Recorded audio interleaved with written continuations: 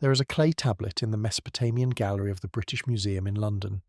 It is roughly 14 centimetres across and 8 centimetres tall, broken along one edge, covered on both sides in dense cuneiform script pressed into the clay before it was fired. It is one of several fragments that together compose a text known to Assyriologists as the Atrahasis epic. The most complete Old Babylonian copy of this text was recovered from the ruins of the Library of Ashurbanipal at Nineveh, a palace archive excavated by Hormuzd Rassam in the 1850s, during a series of digs that produced some of the most important cuneiform documents ever found. The physical tablet dates to approximately the 7th century BCE, but the narrative it preserves, copied and recopied across centuries by Mesopotamian scribes, traces to Old Babylonian originals from approximately 1700 BCE, and likely to even older Sumerian sources from the 3rd millennium BCE. The text on this tablet tells the story of a god named Enki, and the story it tells, when read closely, and without the assumption that it is only metaphor, does not describe what most popular summaries claim it describes. The standard version says Enki defied his brother Enlil. That is not what the tablet says. What the tablet describes is something older, something structural, something that implicates not a sibling rivalry but a system. And what Enki was running from was not a person. It was a verdict. The Atrahasis epic survives across multiple tablet fragments held in the British Museum and in the Yale Babylonian collection. The principal Old Babylonian recension, the version scholars consider closest to the original composition, was copied by a scribe who identified himself by name. His name was Ku-aya, and he worked during the reign of King Ammi-Saduqa of Babylon, approximately 1646 to 1626 BCE. The text runs to roughly 1,200 lines across 3 tablets. Its opening is one of the most famous in all of ancient literature. It begins not with creation, not with the cosmos, not with the stars. It begins with labour. The junior gods, the Agigi, are digging canals, dredging riverbeds, hauling clay, carrying the physical burden of maintaining the infrastructure of the world. The senior gods, the Anunnaki, sit in assembly and administer. The division is explicit and hierarchical. The Agigi work, the Anunnaki rule. Above them all sits Anu, the father, the final authority. The Agigi revolt. They burn their tools. They surround the dwelling of Enlil at night.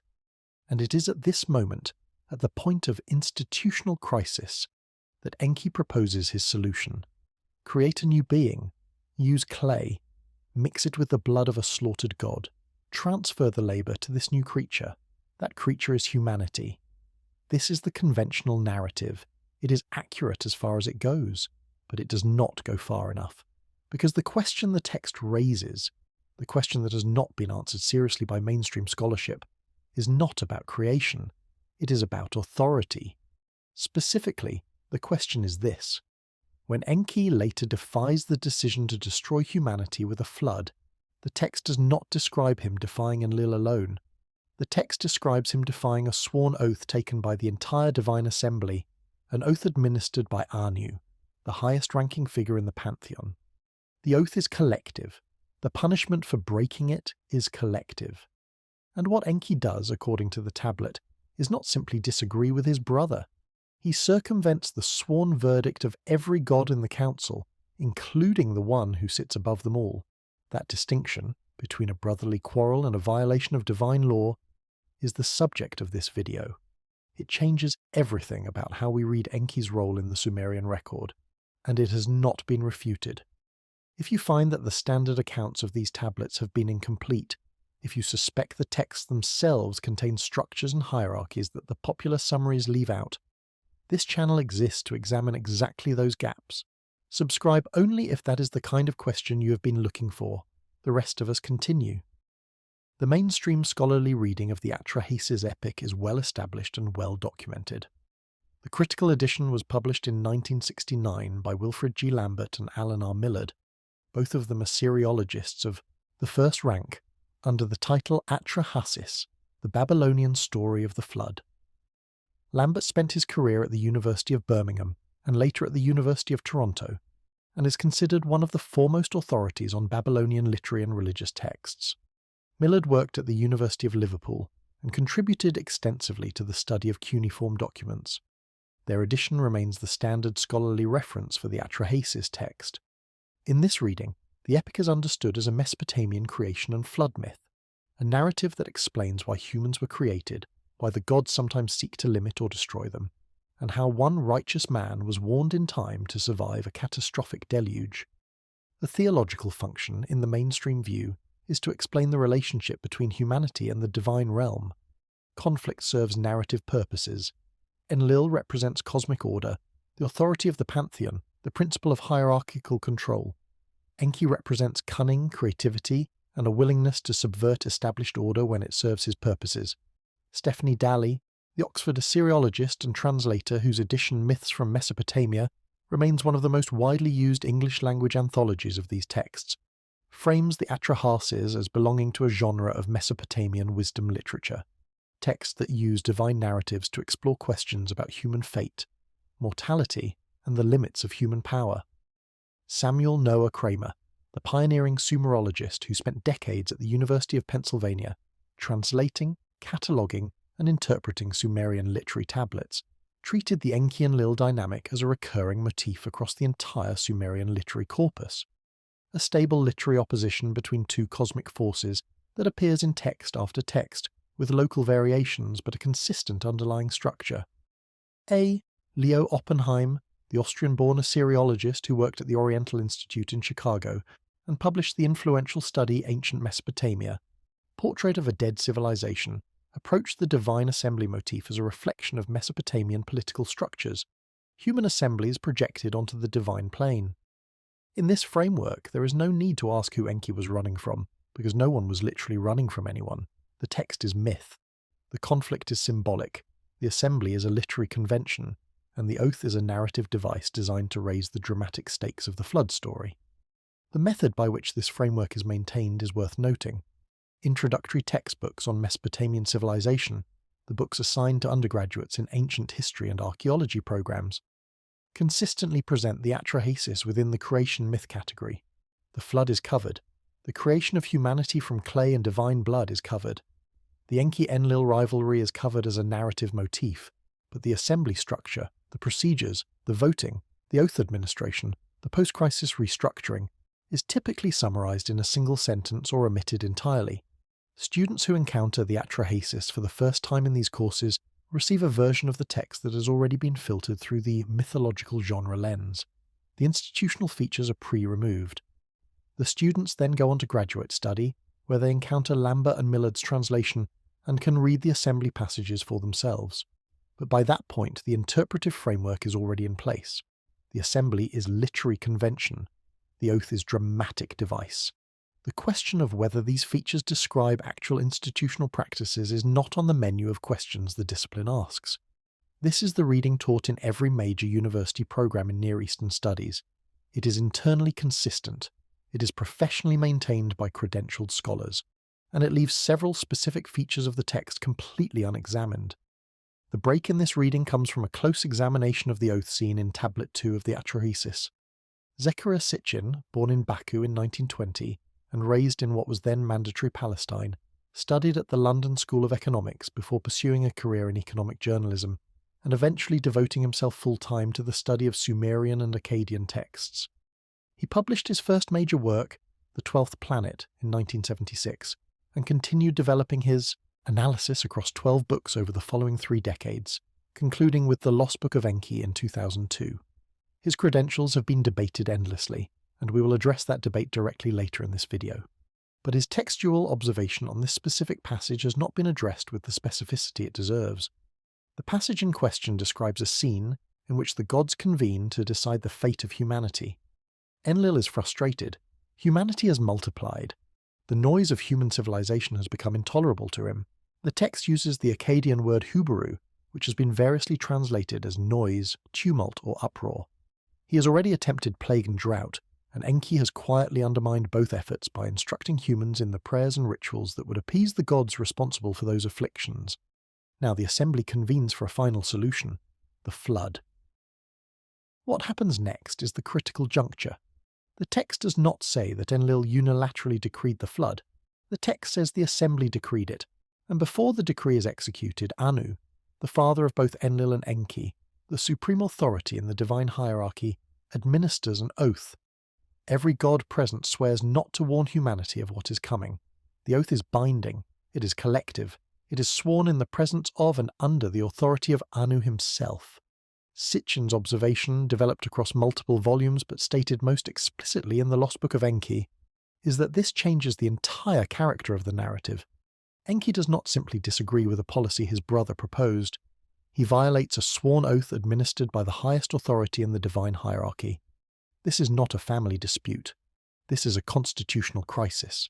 And what Enki does next, speaking not to a human directly but to the reed wall of a house, technically not violating the letter of his oath while completely violating its spirit, is not cleverness for its own sake. It is not a trickster motif. It is the behavior of someone who knows the full weight of what he is defying and is constructing a defense for the tribunal he knows will follow. Lambert and Millard's own translation supports this reading at the textual level. The oath scene is there. The collective nature of the decree is there. Anu's role as oath administrator is there. What is absent from their commentary, conspicuously absent, is any sustained analysis of what this structure implies about the nature of the conflict. They translate the words faithfully. They do not follow the logic those words describe. The Eridu Genesis, a Sumerian language text that predates the Atrahasis and survives in a fragmentary tablet held in the University of Pennsylvania Museum, tells a parallel version of the same story. The flood is decreed. Enki warns Zeus Sudra, the Sumerian name for the flood hero. The warning is again indirect. The mechanism of circumvention is again present. The assembly context is again present. These are not isolated literary choices. They are consistent structural features across multiple texts, multiple periods, and multiple scribal traditions. The Gilgamesh epic, Tablet 11, the famous flood tablet, also recovered from the library of Ashurbanipal and held in the British Museum, tells the same story through the mouth of Utnapishtim, the Akkadian flood hero. Utnapishtim describes receiving the warning from Ea, the Akkadian name for Enki, and again the warning is indirect, delivered through a reed structure. The assembly context is again present. The oath is again referenced. The circumvention mechanism is again legalistic. Three separate textual traditions, the Atrahasis, the Eridu Genesis, and the Gilgamesh epic, all describe the same structural features in the same sequence. This is not a single scribe's literary invention. It is a tradition maintained across centuries and across scribal schools in different cities. The tradition preserves the assembly, the oath, and the legalistic defense as integral elements of the narrative. If these were optional literary flourishes, scribal tradition would show variation. Some versions would include the oath, some would omit it. The consistency is what demands explanation. The observation is simple. If you read the oath scene as describing an actual governing structure, not a metaphor, not a literary device, but a system with ranks, oaths, delegation, and consequences, then Enki's act is not disobedience against a brother. It is defection from a sovereign body, and the entity he defied was not Enlil. It was the assembly under the authority of Anu. That reading has been in print since 1976. No competing textual analysis has been published to refute it. The specific lines in the Atrahasis that describe the oath scene deserve closer attention, because the textual details are what distinguish this reading from a general impression. In Lambert and Millard's translation, the passage describes the gods gathering for an assembly in which Enlil presents the case for the flood. The text uses the Akkadian term purum, which translates as assembly or council. The same term used in Mesopotamian legal texts to describe actual judicial and legislative bodies in human cities. The assembly votes. The decision is collective. Anu then administers the oath. The gods are sworn to secrecy regarding the coming destruction. The word for oath in the relevant passages carries legal weight in the Akkadian literary and administrative corpus. This is not a casual promise. It is a binding institutional commitment made before the supreme authority. When Enki later stands before the assembly in the aftermath of the flood, his defense is structured in a way that any student of ancient Near Eastern law would recognize. He argues on procedure, not on substance. He does not say the flood was wrong. He does not say humanity deserved to survive. He says he did not violate the specific terms of the oath as administered. He spoke to a reed wall. If a man happened to be behind it, That is not Enki's legal responsibility. This is a technical defense. It is the kind of argument a Mesopotamian litigant would make before a panel of judges, and we know what Mesopotamian litigation looked like because the administrative tablets record thousands of legal proceedings with exactly this kind of procedural argumentation.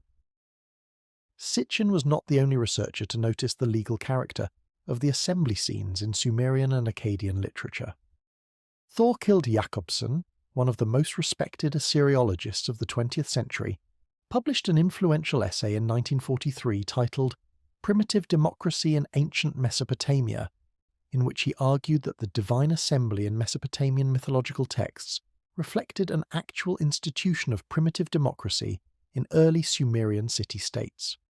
Jakobsson's argument was that the earliest Sumerian communities governed themselves through assemblies of free citizens, and that this political practice was projected onto the divine realm by the scribes. His argument is mainstream. It is taught in universities, and it supports, rather than undermines, the observation that the assembly in the Atrahasis functions as an institutional body with real procedural rules, because Jakobsson himself argued that the divine assembly was modelled on a real institution. The question Jakobsson did not ask, and the question Sitchin does ask, is whether the direction of influence might be reversed, whether the human assemblies were modelled on the divine one, rather than the other way around.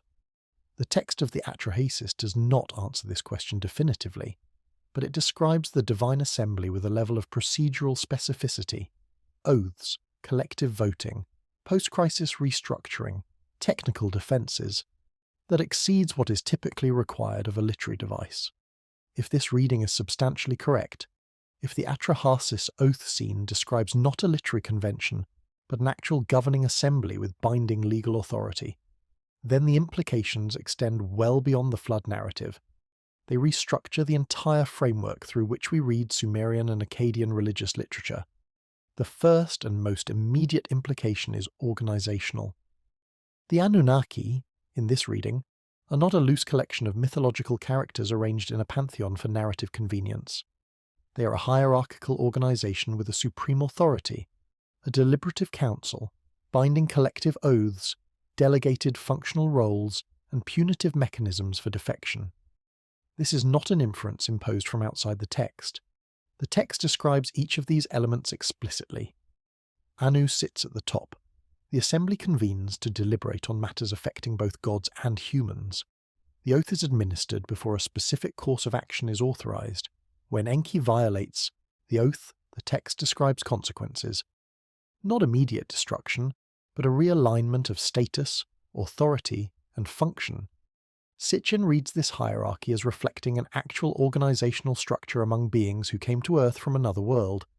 The planet he identifies as Nibiru, based on his interpretation of astronomical references in the Enuma Elish.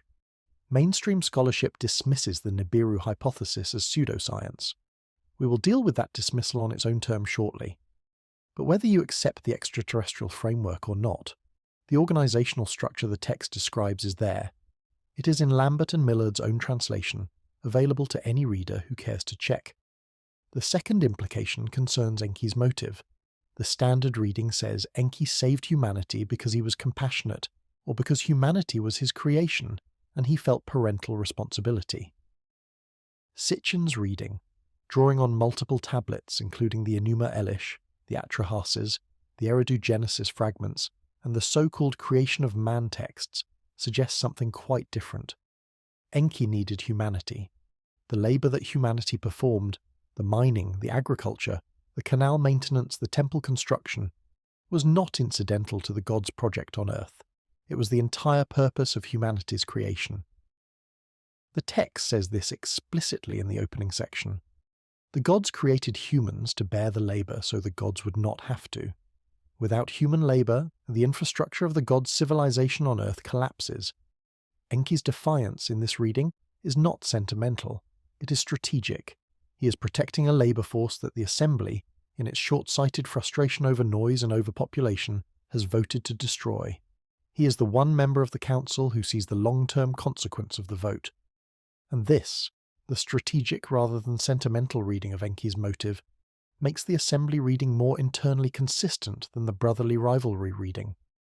In the simplified version, Enki saves humanity out of fondness, which requires attributing human-like sentimentality to a divine being who, in every other text, acts with calculated precision. In the assembly reading, Enki saves humanity because destroying the labour force is operationally irrational, which is consistent with his characterization across the entire Sumerian corpus as the god of wisdom, technical knowledge, and practical problem-solving. He is not sentimental. He is correct. And being correct against the collective decision of the assembly is exactly the kind of position that puts a member of any governing body in danger, not because the majority likes being wrong, but because a defector who is right threatens the legitimacy of the institution itself. The fourth implication concerns the nature of the flood itself. The standard popular summary describes the flood as a punishment, a divine response to human wickedness or noise. But the Atrahasis text, read in its institutional framing, describes something more specific. The flood is not a punishment, it is an operational decision. The assembly has determined that the human population has grown beyond the parameters the system was designed to handle. The infrastructure is overloaded. The noise, the hubaru, is a symptom of a population that has exceeded its intended function. The assembly's decision is not moral, it is administrative. Reduce the population to manageable levels. The means, catastrophic flooding, is chosen because it is total. It resets the system. Enki's objection in this reading is not moral either. It is operational. He understands that a total reset will eliminate the labour force the entire system depends on. He is arguing that the assembly's decision is self-defeating, that in trying to solve one problem, it will create a worse one. This reading is supported by the post-flood text in which the assembly does not reimpose the pre-flood order. It imposes a new order with population controls built in. The assembly learned from its error. It adjusted. This is not the behaviour of mythological beings acting out narrative roles. This is organisational adaptation after a system's failure. The geographic scope of the flood narrative in the Atrahasis also deserves attention. The text describes Enki instructing Atrahasis to build a vessel. The text uses the Akkadian word elipu, which translates as boat or ship, and to load it with his family and with animals. The parallels to the Genesis flood narrative, the Gilgamesh Tablet 11 flood account, and the Sumerian flood tablet in the University of Pennsylvania Museum are well documented. But what is less commonly discussed is the logistical specificity of the Atrahasis version. The text gives construction details, it gives loading procedures, it describes the duration of the storm, 7 days and 7 nights, and the behaviour of the gods during the flood. They are frightened, they are huddled. Ishtar weeps. The gods who voted for the flood now regret it. This is not the behaviour of omnipotent mythological beings. This is the behaviour of members of a council who voted for a policy that exceeded their expectations, who approved a resolution without fully understanding its consequences. The assembly voted for a flood. It got a catastrophe. The distinction matters. It suggests that the assembly's authority, while supreme within the system, did not include perfect knowledge of outcomes. They were governing, not omniscient. They were making decisions under uncertainty, exactly as the administrative texts from Mesopotamian city-states describe human councils doing. The third implication is about fear, about what Enki was actually afraid of. If the oath is real, if it binds, if it carries enforceable consequences, then Enki's elaborate circumvention takes on a different quality. He does not simply warn Atrahasis directly. He speaks to a wall, specifically a reed wall. He structures his communication so that technically he has not spoken to a human being. He has spoken to a construction material, and if the human on the other side happened to overhear and act on what he heard, that is not Enki's doing, in the narrowest possible legal interpretation. This is not literary playfulness by a Babylonian scribe. This is legal manoeuvring. This is the behaviour of someone who knows the penalty for oath-breaking before a divine tribunal and is trying to achieve his objective while maintaining plausible deniability. The tribunal is not Enlil. Enlil does not have unilateral punitive authority in this text. The tribunal is the assembly, and the judge, the one who administered the oath and to whom the oath is owed, Kiezanu. The question this raises is direct and has never been addressed in a peer-reviewed journal. If the oath is literary, Why does Enki's circumvention take a specifically legal form rather than a narrative one? A trickster in a myth outwits his opponent. A defendant in a legal system constructs a defense. The Atrahasis describes the second, not the first. That observation is Sitchin's. It has not been answered. There is a further dimension to Enki's fear that the simplified Enki versus Enlil framing erases entirely. The Atrahasis does not describe Enki as confident in his defiance. It does not describe him as a bold rebel who stands up openly to an unjust decree. It describes him as cautious, indirect, and frightened. The reed wall stratagem is not bold. It is careful. It is designed to provide deniability. And the text gives us a reason for this caution that goes beyond brotherly rivalry. The oath was sworn before Anu. In the Sumerian and Akkadian textual tradition, Anu is not merely the father of the gods in a familial sense. He is the source of legitimacy. The Anu power, the authority from which all other authorities derive, is a concept that appears across multiple text genres, from mythological narrative to royal inscriptions. When a Mesopotamian king claims legitimacy, he traces his authority back through the gods to Anu. When the assembly convenes, it convenes under Anu's sanction. When an oath is sworn, it is sworn before Anu because he is the guarantor of cosmic order. To violate an oath sworn before Anu is not to anger one god among many. It is to place yourself outside the system of legitimacy itself. It is, in the most literal sense the text allows, to become an outlaw, not a criminal within the system, but a being who has stepped outside the law that the system runs on. This explains something about Enki's behaviour in the post-flood period that the brotherly rivalry reading cannot explain. After the flood, Enki does not assert himself. He does not claim vindication for having saved humanity. He does not argue that the assembly was wrong to decree the flood. In Lambert and Millard's translation, Enki's post-flood defence is narrow and technical. Did not violate the oath, I spoke to a reed wall. This is not the language of a vindicated rebel. This is the language of a defendant, and when the assembly imposes the new population controls, the shorter lifespans, the infant mortality, the barren priestess categories, Enki does not object. He accepts the terms. He continues to operate within the system, but under reduced authority, in his own domain, with his relationship to Anu permanently altered. If Enlil were the only threat, Enki's post-flood behaviour makes no sense. Enki is described in other texts as Enlil's equal in cunning, superior in knowledge, and unmatched in the technical arts. He could have defied Enlil indefinitely. But Enki does not defy the assembly after the flood. He submits to its restructured terms. He accepts new boundaries. He administers the Abzu under conditions that the pre-flood Enki would not have tolerated. His relationship with the human population he saved is mediated through new institutional channels: the post-flood priesthood, the reorganized temple system, the adjusted calendar of rituals and offerings. Every element of this post-flood order reflects the assembly's response to his defection.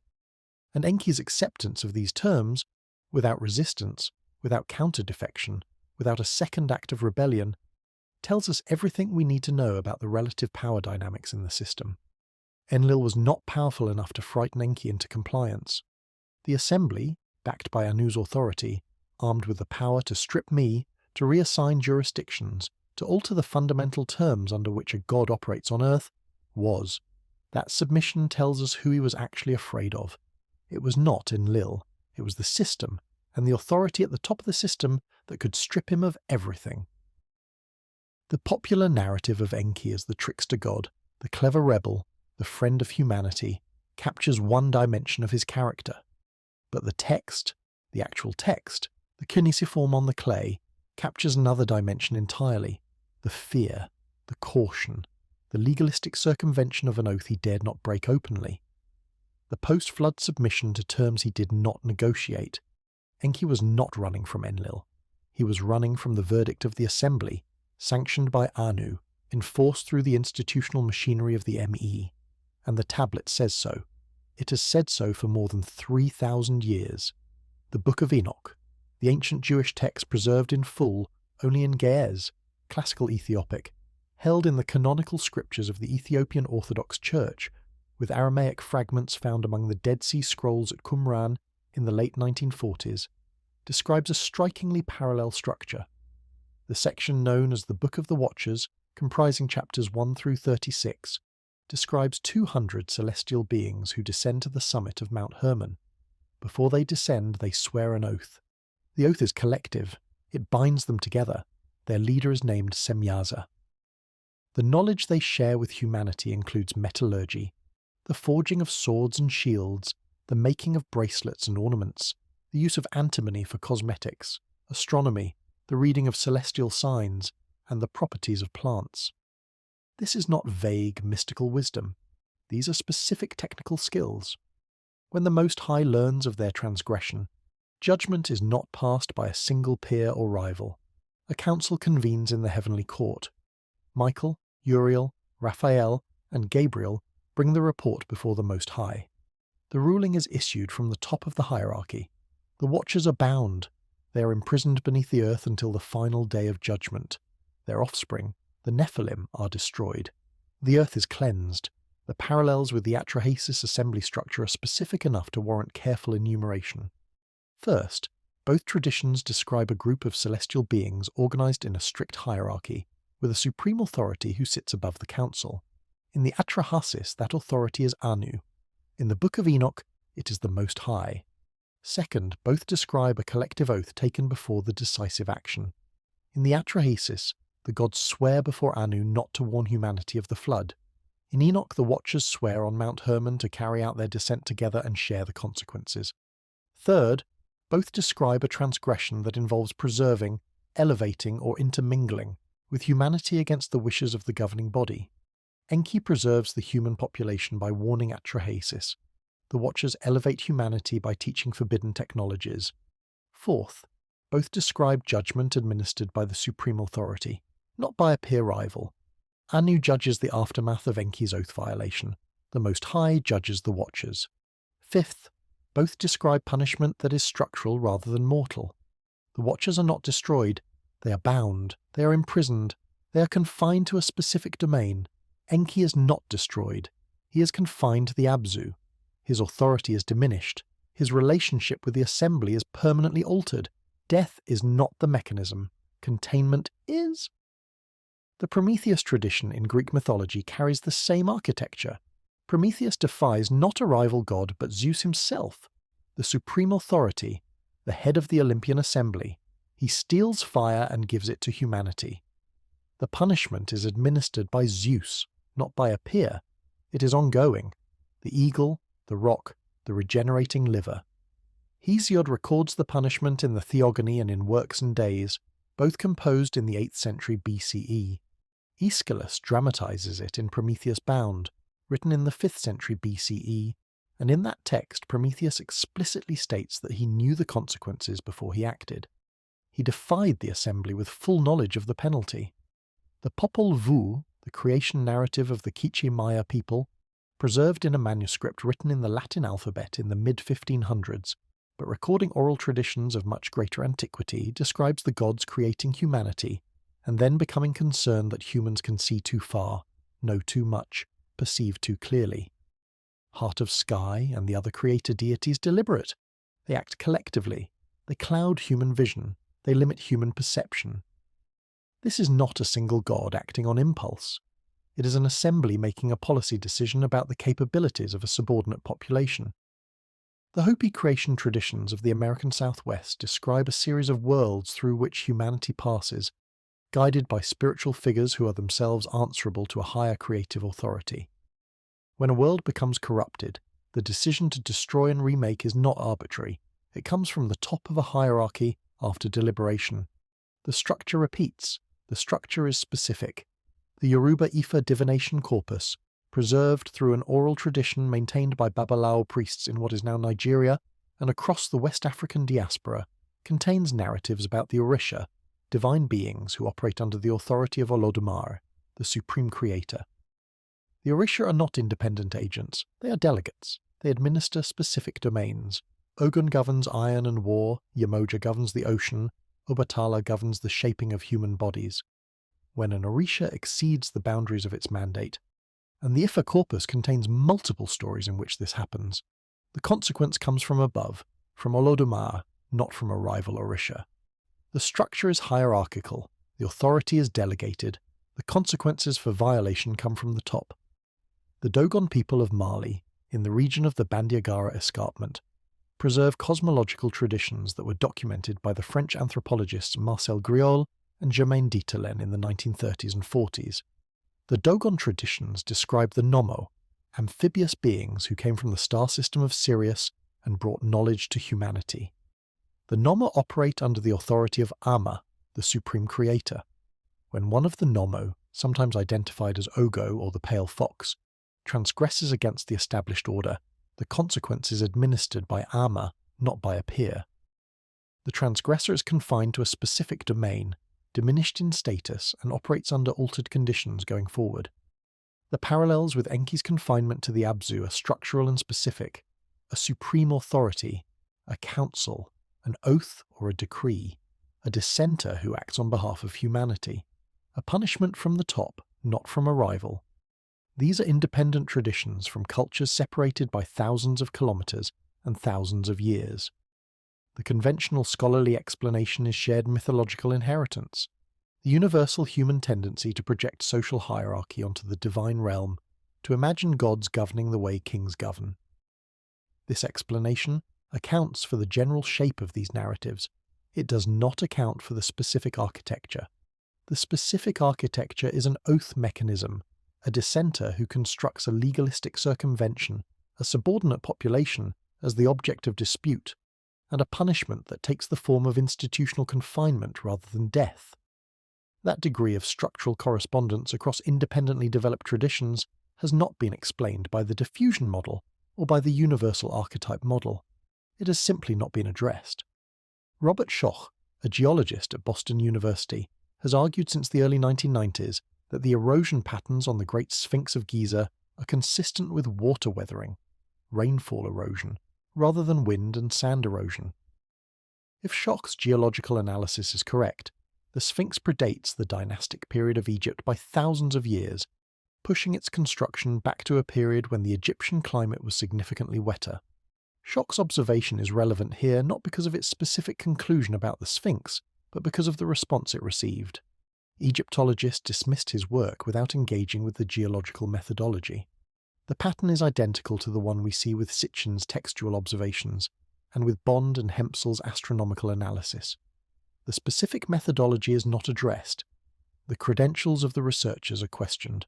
The conclusion is categorized as fringe, and the specific testable disciplinary observation that generated the conclusion is left unexamined.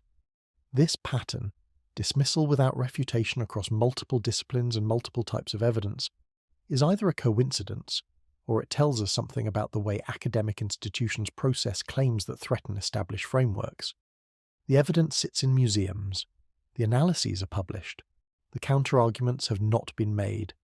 Graham Hancock, the British journalist and author whose work, Fingerprints of the Gods, was published in 1995, has documented extensively the structural and mythological parallels between ancient civilizations, arguing for a common source of knowledge predating the conventionally recognized earlier civilizations.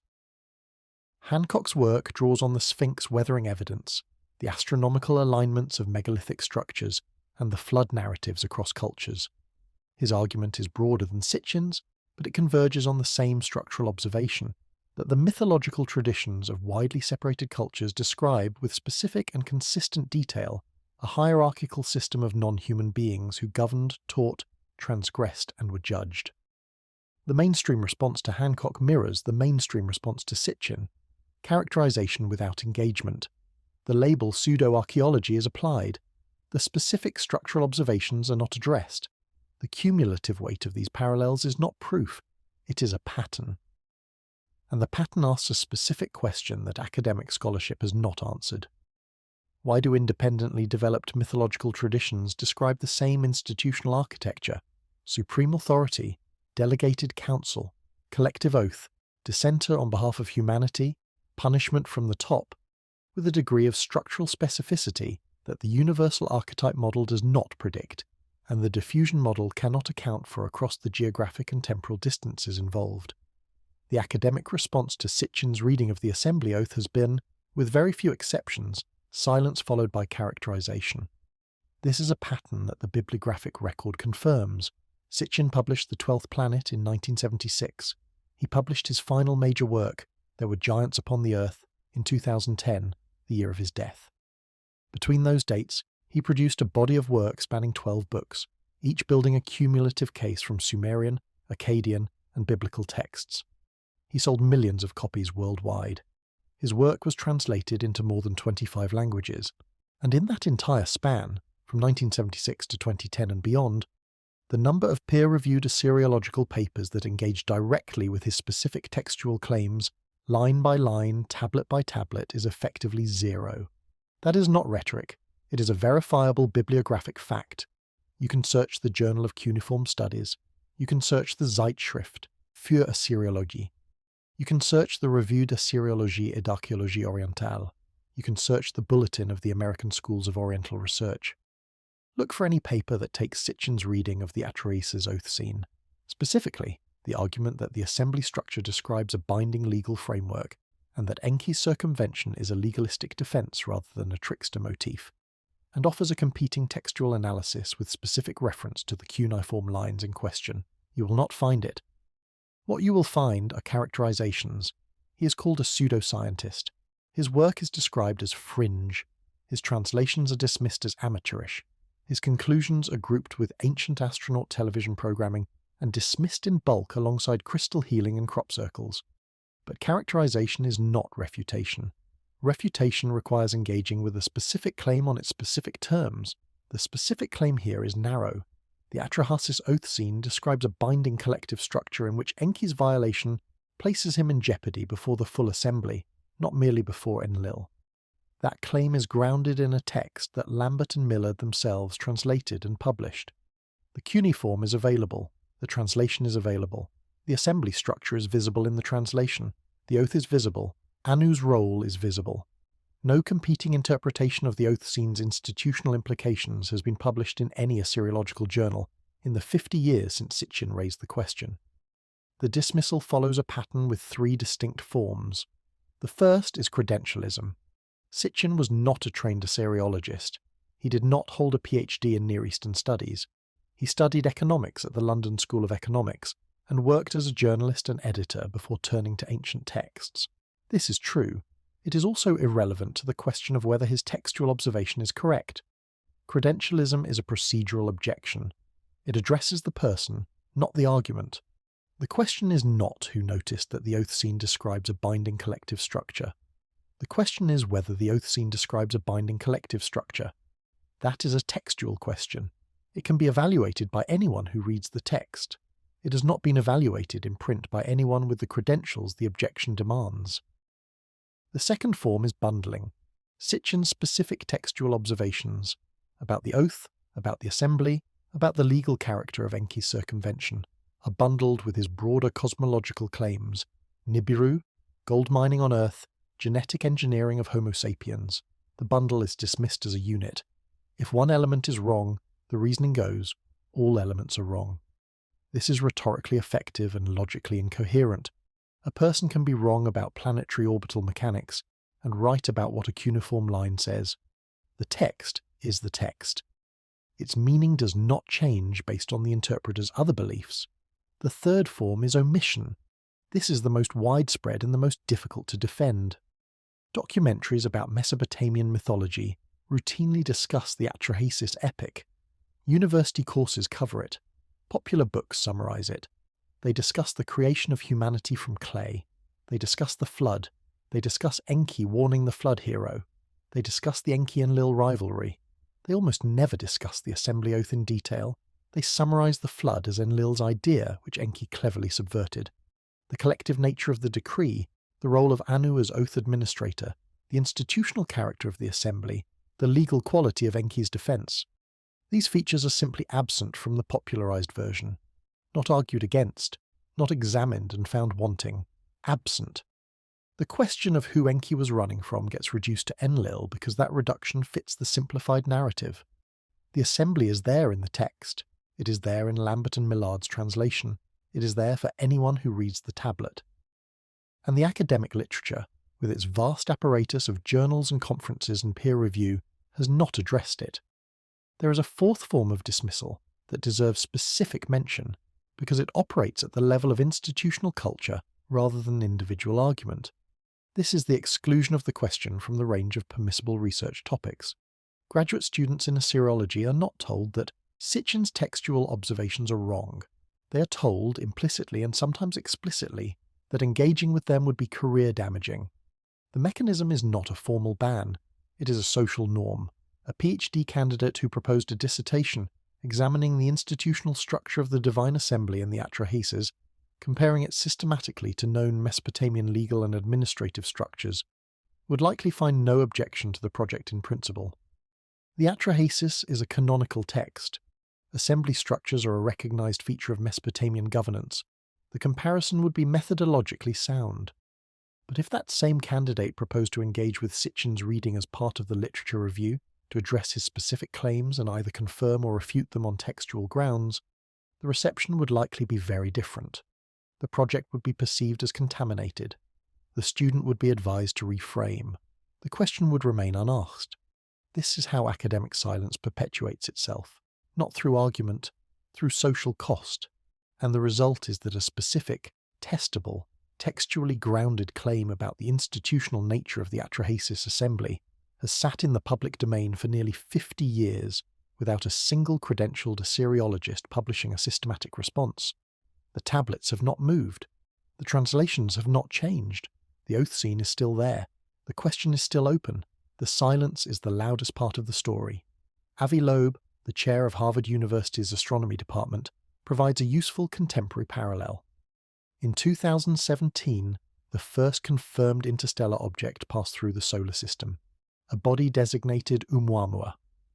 Loeb published a paper in the Astrophysical Journal Letters arguing that the object's anomalous acceleration, shape, and reflectivity were consistent with it being an artificial light sail rather than a natural astronomical body. The response from the astronomical community followed the same pattern we have been describing. Loeb's credentials were not in question. He is a tenured Harvard professor with hundreds of peer-reviewed publications. The characterization focused on his conclusion, not on the specific data points he cited. The anomalous acceleration was acknowledged but attributed to natural outgassing, despite the absence of a visible cometary tail. The shape was acknowledged but attributed to unusual natural formation. The specific data points, acceleration, shape, reflectivity, trajectory, were addressed individually in ways that were each plausible, but collectively required an object that was unlike any previously observed natural body. Loeb's point was not that Oumuamua was definitely artificial. His point was that the hypothesis should be investigated rather than dismissed. The response was dismissal.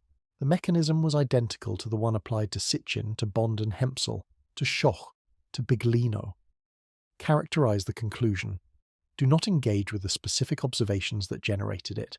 The pattern holds across disciplines, across decades, across continents, and the assembly oath scene in Tablet 2 of the Atrahasis remains unaddressed. To understand why the assembly structure in the Atrahasis matters, it helps to understand the civilization that produced the text and the world it describes. The city of Eridu, in what is now the D-Kar Governorate of southern Iraq, is one of the oldest continuously occupied urban sites in the archaeological record. Excavations led by Fuad Safar and Seton Lloyd for the Iraqi Directorate General of Antiquities in the 1940s and 50s uncovered 18 distinct levels of temple construction at Eridu, the lowest levels dating to approximately 5,300 BCE. That is more than 7,000 years before the present day. Eridu was, in Sumerian tradition, the first city, the place where kingship descended from heaven, the seat of Enki himself.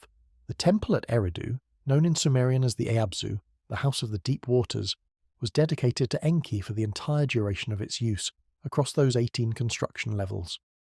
The Abzu is not simply a mythological underworld in the vague sense that modern readers might assume. It is a specific cosmological domain. In Sumerian thought, the Abzu is the subterranean freshwater ocean, the source of all rivers, springs and groundwater.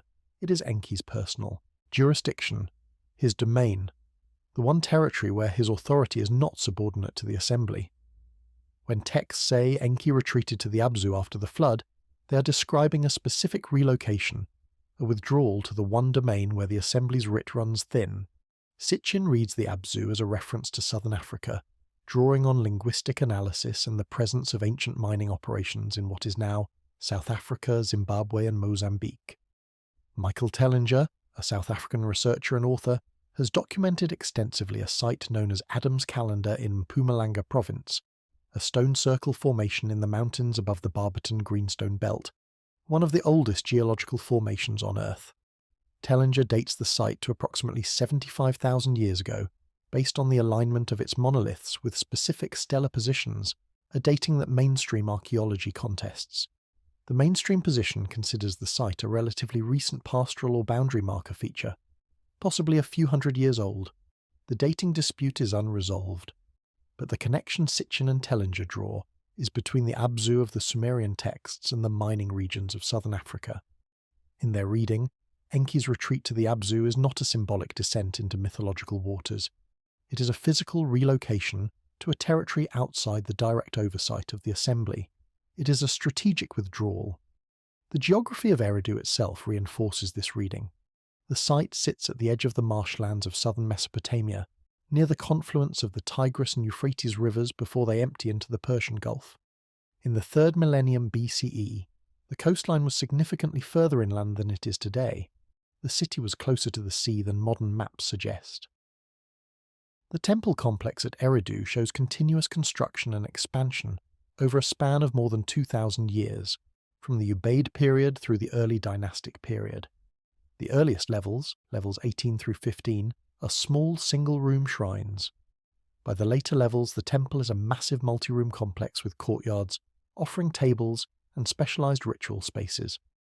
What is notable about the Eridu temple is that fish bones appear in the offering deposits from the very earliest levels. Enki, in the Sumerian texts, is associated with freshwater, fish, and the creative arts. The archaeological record at Eridu aligns precisely with the textual tradition. This was Enki's city, dedicated to him from its founding, oriented toward the water that was his domain. If the Abzu is Enki's refuge, Eridu is its terrestrial gateway, the city that was first, the city that was his. The relationship between Eridu and the great Sumerian city excavated by Leonard Woolley in the 1920s, is instructive here. Lies approximately 12 kilometers from Eridu. Woolley's excavations at produced some of the most spectacular archaeological finds of the 20th century was the royal tombs, with their gold and lapis lazuli artifacts, their evidence of human sacrifice on a scale that shocked the archaeological world. Was a centre of Nana, the moon god, a deity in Enlil's lineage. The proximity of Eridu and one dedicated to Enki, the other to Enlil's line, mirrors the textual description of two administrative jurisdictions operating in close proximity but under different authorities. The assembly allocated territories, the gods administered them. The system had geographic expression. Woolley's excavations at also produced something else, a layer of clean, water-deposited clay approximately 3 meters thick separating earlier occupation levels from later ones. Woolley famously announced that he had found evidence of the biblical flood. His dating of the deposit to approximately 3500 BCE, and his identification of it with the flood described in Genesis and the Mesopotamian epics, has been debated ever since. Similar flood deposits have been found at other Mesopotamian sites, though they do not all date to the same period, which complicates the single catastrophic flood interpretation. But the existence of a massive inundation event, or multiple events, in southern Mesopotamia during the 4th and 3rd millennia BCE is not in dispute.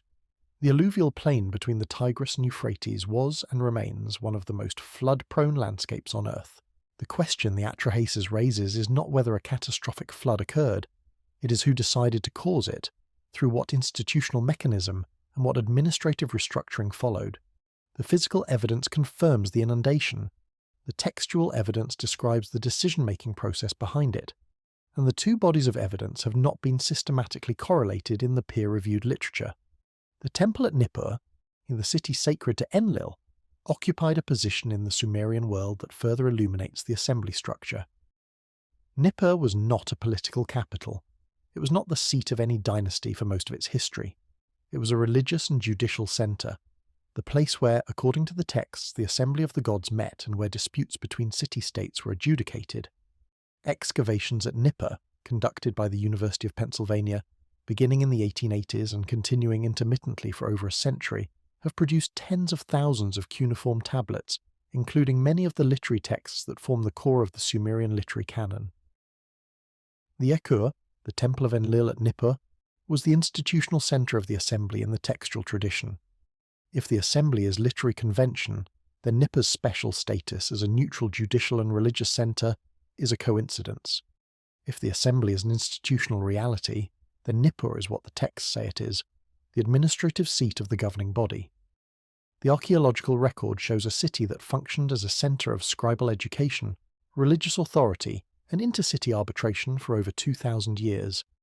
That function aligns precisely with what the assembly texts describe. The Emi, the divine powers or cosmic laws, are another feature of the Sumerian textual record that the assembly reading illuminates. The Emi are described in multiple texts as specific, innumerable authorities or capacities. Kingship is a Emmaz, the priesthood is a Emi, the art of the scribe is a Emi, victory in battle is a Emi, sexual intercourse is a Emi, the descent to the underworld is a Emi.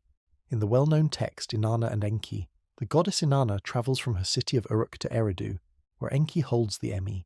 Through a combination of persuasion and the serving of beer, the text is quite specific about the beer, she obtains the Emi from Enki, who later sobers up, regrets his generosity, and sends his messenger Izimud with sea creatures to retrieve them. Inanna escapes with the Emi back to Uruk. In the standard reading, this is a myth about the transfer of cultural and political power from the older city of Eridu to the younger city of Uruk, a mythological charter for Uruk's ascendancy. But if the Emi are read as actual delegated authorities within a governing system, licenses, jurisdictions, operational capacities, then the story describes something different. It describes an unauthorized transfer of institutional power from one administrator to another, and the system that granted those Emi in the first place is the assembly. The Weld Blundell prism, held in the Ashmolean Museum in Oxford, England, is a four-sided clay prism inscribed with the Sumerian king list, one of the most debated documents in ancient Near Eastern studies. It was acquired by Herbert Weld Blundell during an expedition to Larsa in southern Iraq, and first translated by Stephen Langdon, who published his work in 1923. The king list records the reigns of rulers from what the text calls before the flood, through to historically verifiable dynasties. The antediluvian section lists 8 kings in 5 cities reigning for a combined total of 241,200 years. The post-flood section transitions gradually and without any textual marker, indicating a shift in register, from enormous reign lengths into periods that correspond to archaeologically confirmed historical kings. Langdon treated the antediluvian section as mythological. Later scholars have debated whether the enormous numbers represent a different calendrical system, a deliberate exaggeration for political purposes, or a mathematical encoding. Sitchin treats the numbers as records, the long reigns reflecting a different biological reality for the Anunnaki, whose lifespans were, in his reading, vastly longer than human lifespans. Whether the long reigns are metaphorical, calendrical, mathematical, or literal one, feature of the king list is consistent from beginning to end. Authority descends, it is granted from above, kingship comes down from heaven, it is delegated through a hierarchy, the assembly sits at the top, the system persists across what the text calls flood and renewal. Enki's defection from the assembly is the rupture in this system, and the text is clear that the rupture is never fully healed. Even after the flood, when the surviving humans emerge from the vessel, and the gods smell the offerings rising from the altar, the text describes not a reconciliation but a tense reckoning. Enlil is furious that humanity survived. When he discovers Enki's role, the confrontation is not between two brothers, it is before the assembly. Anu is present, the other gods are present. Enki makes his case. He did not technically violate the oath, he says, because he did not speak to a human, he spoke to a reed wall. The assembly does not accept this fully, but it does not destroy Enki either. Instead, it adjusts. It imposes new constraints on humanity. Shorter lifespans, infant mortality, categories of women who will not bear children. The text mentions specific classes of priestesses. These are population controls. They are designed to prevent the conditions that led to the flood decree in the first place. This is not a narrative resolution. This is a policy adjustment. The assembly has a defector in its ranks. It cannot remove him without destabilizing the system, so it modifies the terms under which the population he saved will continue to exist. The defector remains within the system, but diminished. His authority over the Abzu persists, but under conditions. The Emi have been redistributed. The balance of power between Enki and Enlil has shifted, not through combat, not through trickery, but through institutional restructuring. The tablets describe these changes in administrative language. Scholars translate the words, they rarely comment on what the words describe. The strongest objection to the assembly reading is the most straightforward one. These are myths. They are literary compositions produced by trained scribes working within established literary genres in a civilization that had a rich tradition of fictional and semi-fictional narrative. The assembly structure in the Atrahasis may reflect human political institutions projected onto the divine realm. Mesopotamian governance included council structures and collective decision-making, and the scribes who composed the epic simply wrote their gods as governing the same way earthly rulers governed. This is a serious and intellectually honest objection. It deserves its full weight. If the Divine Assembly is a literary mirror of Mesopotamian political practice, then the oath scene is a dramatic device borrowed from legal procedure. Enki's circumvention is a narrative flourish that audiences familiar with courtroom argumentation would have appreciated, and the structural parallels across cultures are explained by the universal human tendency to imagine divine governance as resembling the governance they know. This explanation has real virtues. It is parsimonious. It does not require any extraordinary claims about the nature of the beings the text describes. It fits within the established framework of comparative mythology and literary analysis. It is the position held by virtually every credentialed Assyriologist currently publishing. But it has a specific weakness that deserves equal weight. It does not explain why the consequences in the Atrahasis are administrative rather than dramatic. In most mythological traditions, when a god defies another god, the story resolves through narrative means. There is a battle, there is a trick, there is a reconciliation. There is a new cosmic order established through power, not through policy. In the Atrahasis, the consequences of Enki's defiance are institutional. They are imposed through what can only be described as administrative mechanisms, population controls, lifespan restrictions, reproductive limitations, reallocation of divine functions. The flood does not end the story. The post-flood restructuring does. This is not how myths typically resolve.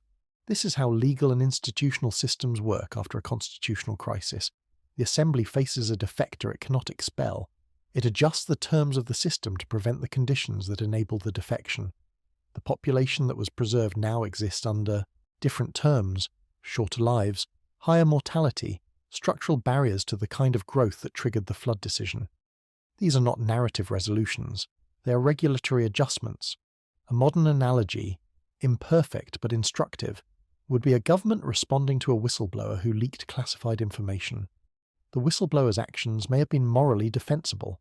The information may have been important. But the institutional response is not to celebrate the whistleblower. It is to adjust classification procedures, restrict access, impose new oversight mechanisms, and ensure that the conditions enabling the leak do not recur. The system does not reward defection, even justified defection. It restructures to prevent recurrence. That is what the post-flood sections of the Atrahasis describe. New population caps, new mortality schedules, new categories of non-reproducing temple personnel. The system encountered a failure, a member defected, the destruction was incomplete, the subordinate population survived, and the system adjusted its parameters. And they are described in the same deliberate, enumerative, administrative language the text uses throughout its description of the assembly's proceedings.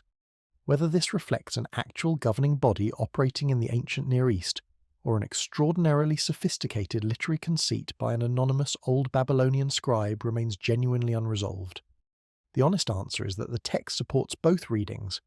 What the text does not support is the simplified popular version, Enki versus Enlil, brother against brother, trickster against authority figure. That version omits the assembly, it omits the oath, it omits Anu, it omits the post-flood administrative restructuring, and in omitting those elements, it omits the most structurally distinctive features of the entire narrative, the features that have no close parallel in other ancient mythological traditions, and that most resist reduction to the literary convention explanation. There is one additional point the countercase must address. If the assembly is literary convention and the oath is dramatic device, then why does the text invest such detailed attention in the post-flood restructuring? Myths that use dramatic devices resolve them dramatically. The clever hero wins, the tyrant is overthrown, the world is reborn. The Atrahasis does not do this. After the flood, there is a prolonged passage describing the new population controls in detail, categories of women who will not bear children, specific types of demonic interference with childbirth, a new mortality schedule. This passage has no dramatic function. It does not advance the narrative. It does not satisfy the audience's desire for resolution. In a literary composition, it would be cut. It reads, instead, like an amendment to a charter, a detailed specification of revised operating terms inserted into the record so that the new parameters are formally documented. If the Atrahasis is mythology, this passage is an artistic failure, deadening administrative detail appended to what should be a dramatic conclusion.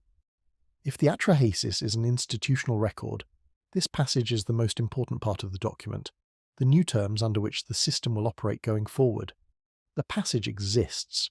Its character is administrative, and no literary analysis has adequately explained why a mythological text would devote such attention to the enumeration of post-crisis population control mechanisms.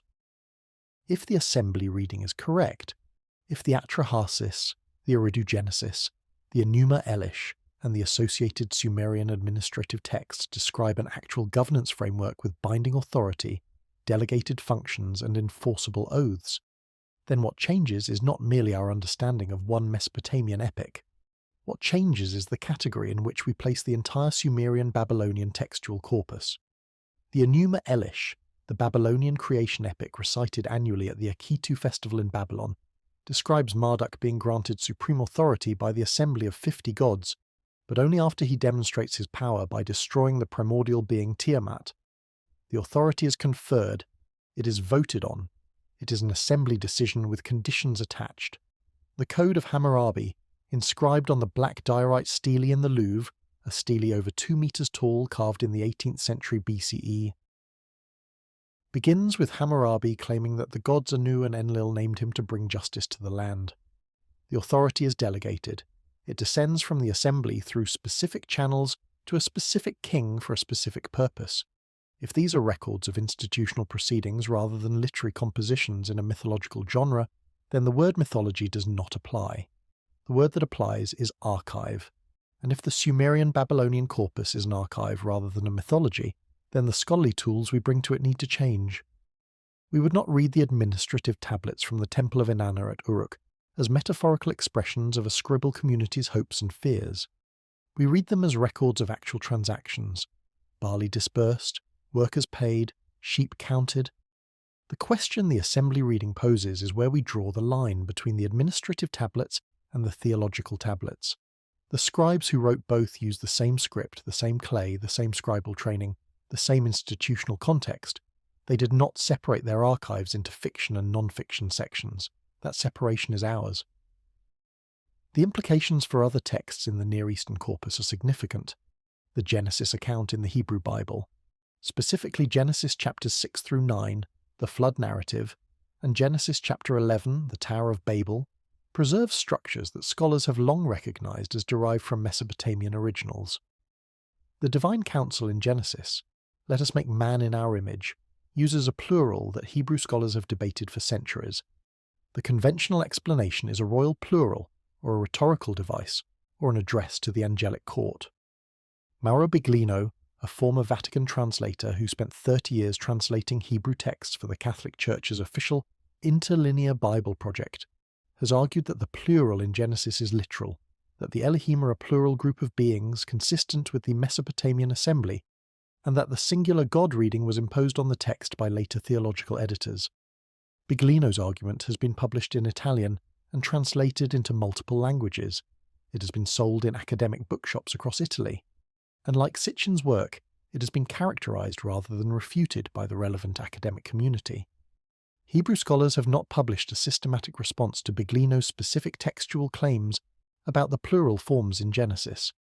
The question of whether the Elohim are one or many, and whether the assembly structure of the Mesopotamian text survives in the Hebrew Bible's own language, remains unresolved in the peer-reviewed literature, and the archive says that Enki violated an oath sworn before the full council of the Anunnaki under the authority of Anu, and that the consequence was not destruction but institutional containment. Confinement to the Abzu, redistribution of the ME, and a permanent reduction in his standing within the system he defied. The tablet is in the British Museum. It has been there since Rassam shipped it from Nineveh. The translation is in Lambert and Millard's edition of 1969, available in any research library with a Near Eastern Studies collection. The oath scene is in Tablet 2, the assembly is there, Anu is there, the post-flood administrative restructuring is there. The question of who Enki was really running from, and why the answer is not his brother but the entire system that made his brother powerful, has not been answered in 50 years of Assyriological scholarship. No paper has been published that addresses the institutional structure of the oath scene in detail. No competing analysis has explained why Enki's circumvention takes a legalistic rather than a narrative form. No treatment of the post-flood restructuring has accounted for its administrative character. If Enki was running from the assembly, from the collective judgment of every god in the pantheon, administered by Anu, then the standard narrative of Mesopotamian religion, as taught in universities, is not wrong so much as incomplete. It tells the story of individual gods with individual personalities and individual conflicts. The tablets tell the story of an institution, with procedures, oaths, votes, consequences, jurisdictions, and administrative restructuring. The institution is the subject, the gods are its members, and the one who defied it was not bold, not rebellious, not a trickster. He was afraid enough to speak to a wall instead of to a man, afraid enough to construct a legal defense before the verdict was even rendered, afraid enough to retreat to his own domain and accept diminished authority rather than challenge the system again. That fear tells us more about the nature of the system he lived within than any of his acts of cleverness. It tells us the system had teeth, it tells us the oath was real, and it tells us that the answer to the question in the title of this video is not a name, it is a structure. The question has been open since Hormuzd-Rassam dug the fragments out of the rubble at Nineveh in the 1850s. It is still open now,